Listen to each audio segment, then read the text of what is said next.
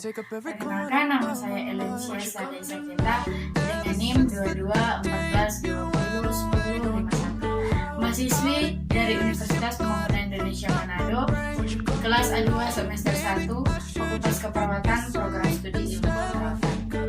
Video ini saya buat dengan tujuan untuk memenuhi tugas ujian akhir semester dengan mata kuliah Bahasa Indonesia dengan dosen pengampu Enci Dumlianti Lambayang, SPD MPD. Oke, baik, di video presentasi kali ini saya akan membahas materi tentang penyakit tuberkulosis atau biasa disebut dengan TBC. Baik, saya akan masuk dalam materi. Tuberkulosis atau TBC atau TB merupakan suatu penyakit infeksi yang disebabkan oleh bakteri Mycobacterium atau tuberkulosa. Bakteri ini merupakan bakteri basil yang sangat kuat sehingga memerlukan waktu yang lama untuk mengobatinya atau menyembuhkannya. Bakteri ini lebih sering menginfeksi organ paru-paru dibandingkan bagian tubuh manusia lainnya. TBC umumnya dikenal sebagai TB adalah infeksi bakteri yang dapat menyebar melalui kelenjar getah bening dan aliran darah ke organ dalam tubuh Anda. Hal ini paling sering ditemukan di paru-paru. Kebanyakan orang yang terkena TB tidak pernah mengembangkan gejala karena bakteri dapat hidup dalam bentuk tidak aktif di dalam tubuh atau bisa hidup di luar dari sel ini. Tapi jika sistem kekebalan tubuh melemah seperti pada orang dengan HIV atau orang dewasa lanjut usia, bakteri TB dapat menjadi aktif. Dalam keadaan aktif, bakteri TB menyebabkan kematian jaringan di organ mereka menginfeksi. Penyakit TB aktif dapat berakibat fatal jika tidak penyakit tuberkulosis atau TBC. Gejala penyakit TBC dapat dibagi menjadi dua, yaitu gejala umum dan gejala khusus yang timbul sesuai dengan orang yang terlibat.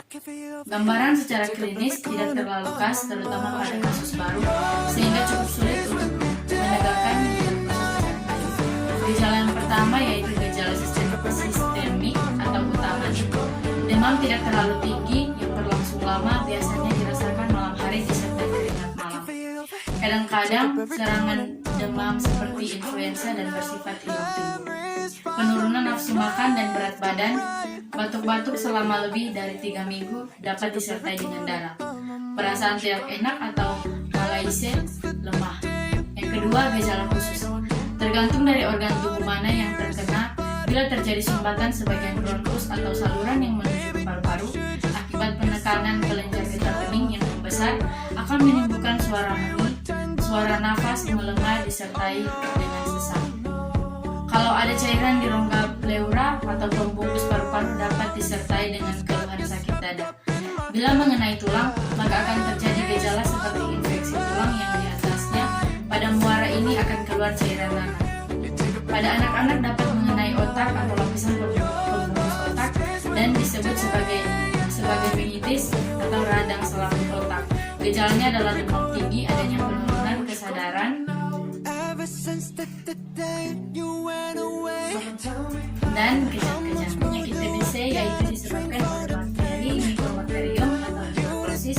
Mycobacterium tuberkulosis adalah bakteri yang berbentuk batang dan juga tahan terhadap asam. Seperti yang sudah disebutkan sebelumnya, TB adalah penyakit yang disebabkan oleh adanya infeksi bakteri, tepatnya Mycobacterium tuberkulosis. Tahap infeksi bakteri pada pengidap TB melewati 3 tahapan di antara sebagai berikut. Yang pertama, infeksi primer.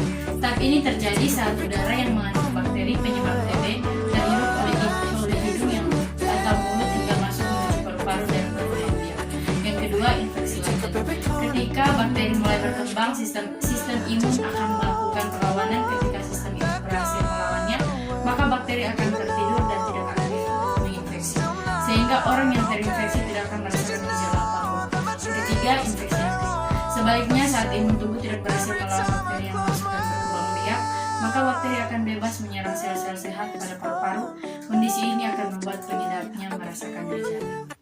Beberapa obat TBC yaitu piracetamide, isoniazid, erythromycin, rifampin, obat-obatan dan pencegahan penyakit tuberkulosis.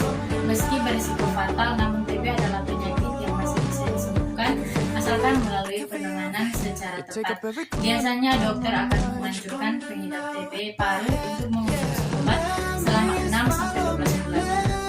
paru umumnya mengandung jenis antituberkulosis yaitu antibiotik yang khusus digunakan untuk mematikan. Sedangkan pencegahan TB adalah dengan memberikan suntikan vaksin BCG, Basil Salmonella. Vaksin ini biasanya diberikan kepada bayi dan anak-anak pada masa imunisasi sebanyak 1 kali. Obat-obat antibiotik untuk TBC yang diberikan oleh dokter dapat memberikan efek samping seperti yang pertama urin berwarna merah atau bukan darah, yang kedua gangguan pendengaran, yang ketiga gangguan penglihatan, yang keempat mual dan muntah, yang kelima nyeri di ulu hati, yang keenam pembengkakan kelenjar getah bening, yang ketujuh kulit dan saraf warna kuning, yang kedelapan demam dengan tinggi, yang sembilan anemia atau kadar trombosit menurun, Sekian video presentasi dari saya.